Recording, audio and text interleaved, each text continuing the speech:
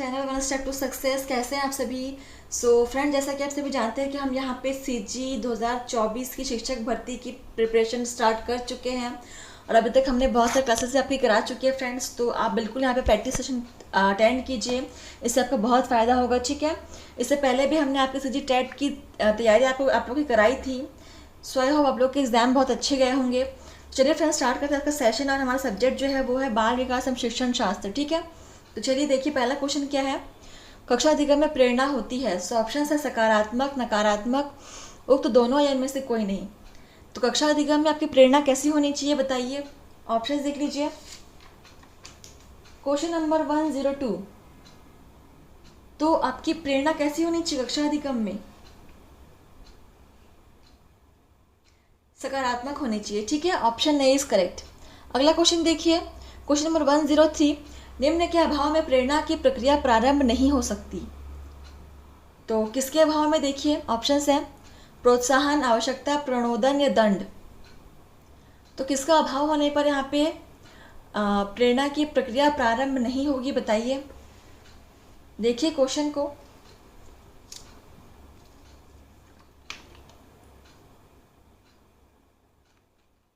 तो आवश्यकता के अभाव में प्रेरणा की प्रक्रिया प्रारंभ नहीं होगी। ठीक है, तो option B is correct. Question number 104 देखिए, व्याख्यान तकनीक के विषय में शिक्षाविदों का विचार है कि। सो ऑप्शन है यहाँ पे, इसका उपयोग आधुनिक शिक्षा में न्यूनतम है, या अधिगम में वृद्धि हेतु आवश्यक साधन है, इसका प्रेरणात्मक उपयोग नगण्य है, इसका प्रयोग एकांकी रूप में उत्तम है। बताइए आंसर। व्याख्यान तकनीक के बारे में शिक्षाविदों का क्या विचार है? कौन सा यहाँ पे आंसर सही हो जाएगा? तो फ्रेंड्स, आप लोग यहाँ पे चैनल को सब्सक्राइब कर लीजिए, इससे आपको डेली क्लासेस के नोटिफिकेशन मिलते रहेंगे। ठीक है, और क्लास का टाइम आपको पता ही होगा। सुबह हम 7 बजे बाल विकास, सुबह 9 बजे हिंदी क्लास होती है, देन दोपहर के 12 बजे आपकी विज्ञान और दोपहर के 2 बजे आपकी कंप्यूटर की क्लास होती है। ठीक है, आप शेड्यूल वाइज अपना टाइमिंग सेट कर सकते हैं यहाँ पे। ठीक है, तो देखिए यहाँ पे आंसर क्या हो जाएगा। ऑप्शन सी हो जाएगा। ठीक है, इसका प्रेरणात्मक उपयोग नगण्य होता है। Option C is correct. Question number 105 देखिए, आप अपनी कक्षा के किसी बालक को पढ़ाने हेतु उसे प्रेरित करने का कौन सा तरीका उपयुक्त मानते हैं? सो ऑप्शन है बालक के आत्मसम्मान को सुरक्षित करना, उसकी प्रशंसा दूसरे बालकों के समक्ष करना, उसे सकारात्मक प्रलोभन देना, या बालक के प्रेरकों का मार्गांतीकरण करना। बताइए,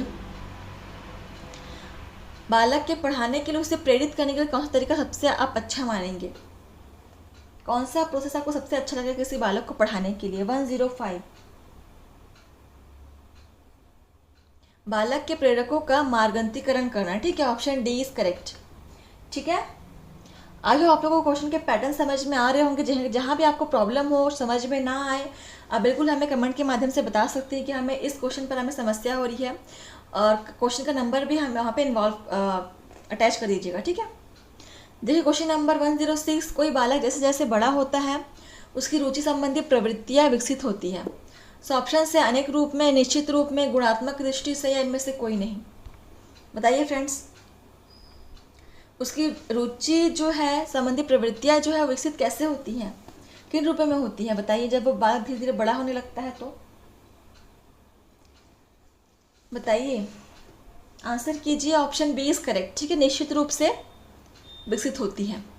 अगला देखिए क्वेश्चन नंबर 107, बड़ा क्वेश्चन है, डरना नहीं है यहाँ पे।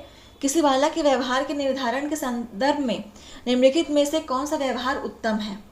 ठीक है, समझ में आ गया आप लोगों को क्वेश्चन? अब इसके ऑप्शंस देख लीजिए। जब बालक के समूह अनेक प्रेरक हो तो उनमें से कुछ अधिक प्रभावी होते हैं। प्रत्येक बालक आवश्यकताओं की संतुष्टि के लिए अधिक से अधिक प्रयास करता है। जब बालक के सम्मुख अनेक लक्ष्य हो तो उसके लिए सभी लक्ष्य समान होते हैं। उपरोक्त सभी।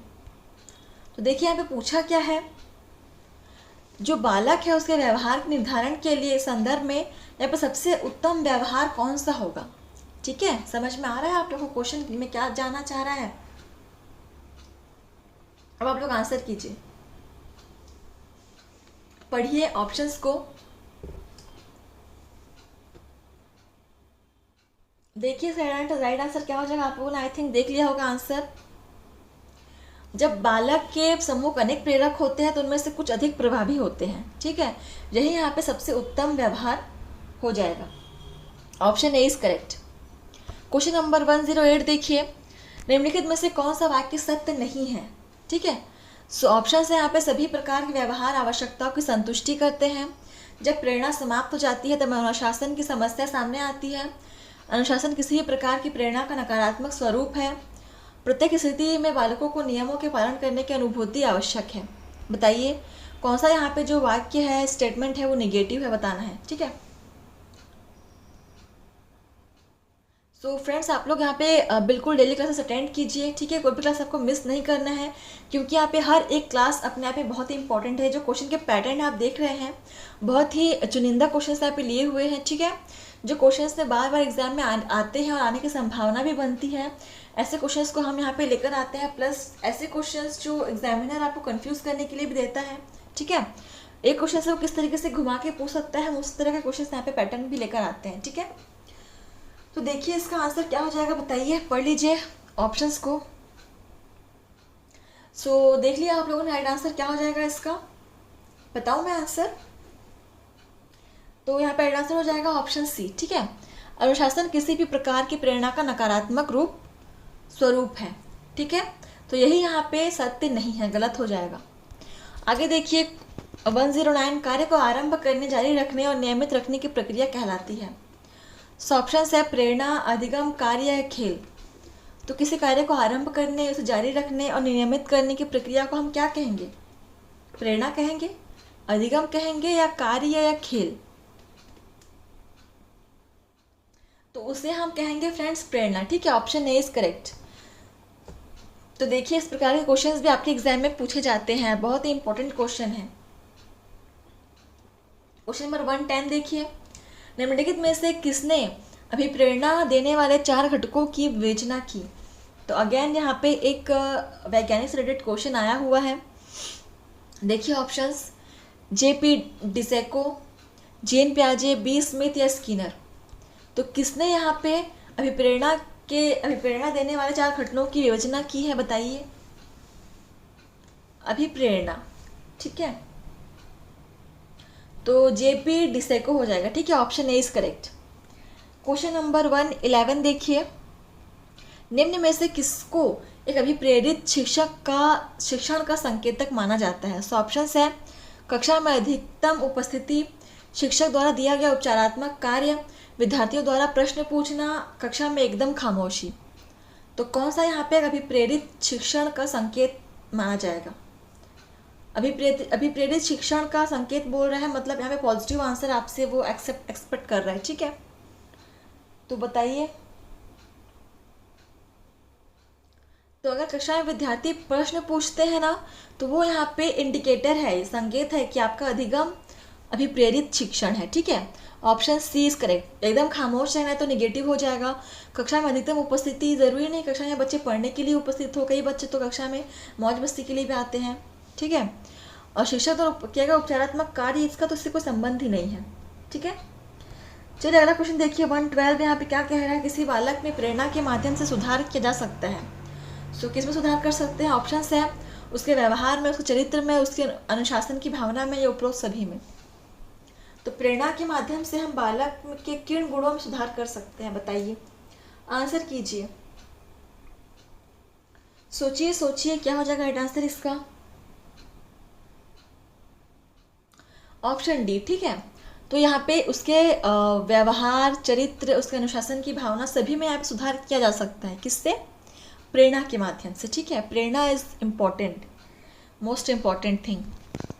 आगे 113 देखिए, आप अपनी कक्षा के एक पिछड़े छात्र में अधिगम की गति को तीव्र करना चाहते हैं जिससे कि वह सामान्य छात्रों की श्रेणी में आ सके। तो इसके लिए आप निम्न में से क्या उपाय अपनाएंगे, बताइए। ऑप्शन है उत्तम शिक्षण विधियों का प्रयोग करते हुए उसे सही दिशा में प्रेरित करेंगे, या उसके माता पिता से उसकी शिकायत करेंगे, उसको पूरी कक्षा के समक्ष दंडित करेंगे, या उपरोक्त सभी। देखिए पढ़िए क्वेश्चन को, क्या होगा राइट आंसर इसका। तो देखिए माता पिता से शिकायत करना, बच्चों को दंडित करना, ये सारे ऑप्शंस जो है वो निगेटिव होते हैं, ठीक है। तो ये दोनों तो बिल्कुल नहीं होगा। और ये दोनों नहीं हुआ तो डी भी नहीं होगा। तो ऑब्वियसली बात है यहाँ पे ऑप्शन ए इज करेक्ट होगा ना, बहुत इजी क्वेश्चन था। ठीक है, अगला क्वेश्चन देखिए 114। सीखने में प्रेरणा का स्थान अत्यंत महत्वपूर्ण है। जैसा कि मैंने कहा बहुत इंपॉर्टेंट है। तो क्योंकि इससे बालकों में क्या होता है, देखिए ऑप्शंस, व्यक्तिगत विभिन्नताओं में कमी होती है, शारीरिक विकास होता है, अनुशासन की भावना का विकास होता है, या सामाजिक गुण सीमित रहते हैं। बताइए, सीखने की प्रेरणा का स्थान अत्यंत महत्वपूर्ण है, इसका क्या कारण है, इससे क्या होता है? उससे क्या होता है फ्रेंड्स? अनुशासन की भावना का विकास होता है। ठीक है, ऑप्शन सी इज करेक्ट। तो शारीरिक विकास का यहाँ पे कोई रिलेशन नहीं है, सामाजिक गुण का भी कोई रिलेशन नहीं है, और व्यक्तिगत विभिन्नताएं तो यहाँ पे अलग ही टॉपिक आ जा रहा है ना। तो option C is correct. Question number 115 देखिए, निम्नलिखित में से क्या एक प्रेरणा की विधि नहीं है? तो ऑप्शन है रुचि, सफलता, अनुशासनहीनता या प्रशंसा। बताइए कौन सा यहाँ पे प्रेरणा की विधि नहीं है? क्वेश्चन नंबर 115, अनुशासनहीनता किसी प्रेरणा की विधि नहीं होती। ठीक है, तो यही यहाँ पे नेगेटिव है, ऑप्शन सी इज करेक्ट। 116 देखिए, प्रेरणा के संबंध में आवश्यकता के सिद्धांत का प्रतिपादन किसने किया? तो यहाँ पे देखिए बहुत टाइम बाद एक ऐसा क्वेश्चन आया है जिसमें वैज्ञानिक वाला क्वेश्चन पूछा गया है। देखिए किसने दिया था आवश्यकता का सिद्धांत? ऑप्शन है हेनरी मरे ने, मैस्लो ने, स्किनर या गोल्डस्टीन। तो सोचिए और बताइए किसने यहाँ पे दिया था आवश्यकता के सिद्धांत को प्रेरणा के संबंध में। ठीक है, तो प्रेरणा के संबंध में पूछ रहा है।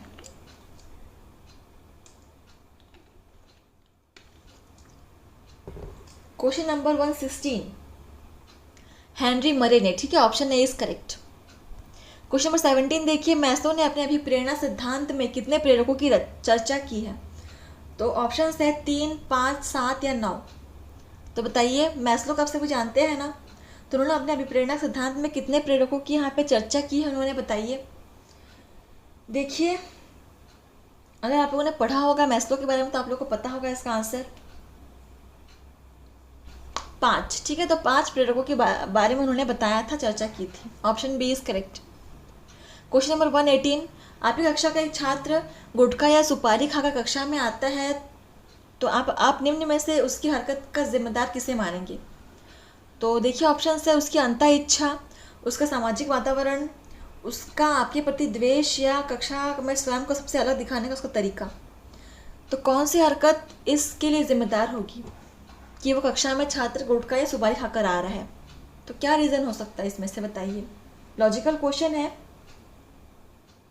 Question number 118, option B is correct, उसका सामाजिक वातावरण। देखिए, एक बालक जिस वातावरण में वो पलता है, बढ़ता है ना, उस वातावरण का उसका प्रभाव पड़ता ही है। ठीक है, अगर एक बच्चा बहुत ही अच्छे वातावरण में पलेगा, बढ़ेगा, शिक्षित वातावरण में वो रहेगा, तो उसमें अच्छे गुणों का विकास होगा। ठीक है, वो अच्छे गुणों का विकास होगा, वो अच्छी चीज़ों को सीखेगा।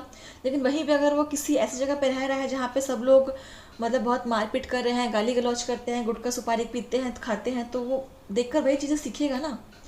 तो इसका समाज से ही उस पर असर हो रहा है ना, वो देख के ही सीख रहा है। तो सामाजिक वातावरण का ही असर होगा ये।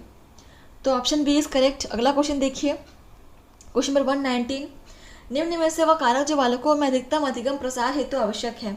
सो ऑप्शन है अध्ययन के प्रति उसकी व्यक्तिगत रुचि, कक्षा में अधिक कार्य, गृह कार्य की अधिकता, या लेखन कार्य की अधिकता। तो कौन सा कारक होगा जो बच्चों की अधिकतम अधिगम प्रसार हेतु आवश्यक होगा? मतलब उसका अधिगम को वो बढ़ाएगा, उसमें वृद्धि करेगा। अधिगम में कौन सा कारक होगा? बताइए। तो अध्ययन के प्रति उसकी व्यक्तिगत रुचि होगी, तभी वो उस चीज़ के प्रति अधिक आकर्षित होगा, है ना, तो उसका प्रसार करेगा। तो ऑप्शन ए इज करेक्ट। यहाँ पे गृह कार्य, लेखन कार्य, कक्षा में अधिक कार्य। देखिए, कार्य, गृह कार्य, उससे बोझ देने से बच्चे कुछ सीखेगा नहीं। ठीक है, उस चीज़ से और उल्टा भागने लगेगा।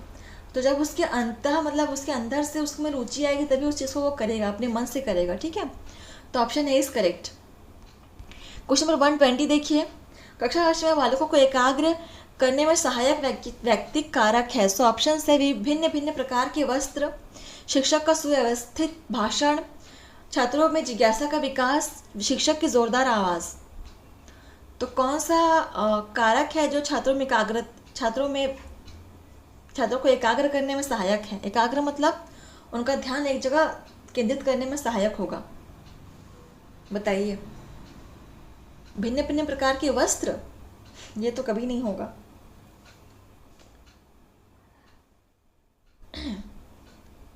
तो बताइए, छात्रों में जिज्ञासा का विकास, ठीक है, छात्र में जिज्ञासा का विकास होगा तभी वो एक दिशा में केंद्रित हो पाएंगे।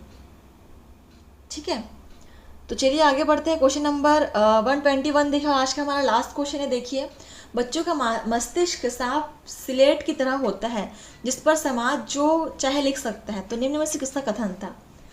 तो क्लास के एंड में आपका कथन वाला क्वेश्चन आपको मिल ही गया।